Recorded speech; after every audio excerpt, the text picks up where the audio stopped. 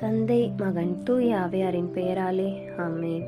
எங்கள் அன்பு தந்தையே இறைவா, புனித வாரத்தின் 6ஆம் நாளாகிய இன்று இயேசுவின் உயிர்ப்புக்கு நம்மையே நாம் தயாரித்து கொள்ள அழைக்கப்படுகின்றோம்.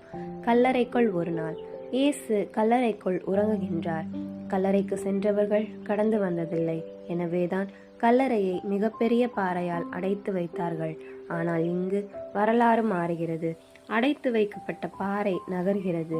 கல்லறை திறக்கிறது. இறப்பு என்னும் ஒன்று உயிர்ப்புக்குள் கடந்து செல்கிறது.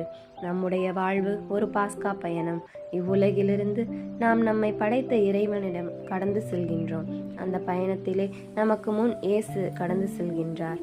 ஆகவே அன்பு, இரக்கம், மன்னிப்பு ஆகியவற்றை நம் வாழ்வின் இலக்காக கொண்டு உயிர்த்த இயேசுவின் கரம் பிடிப்போம்.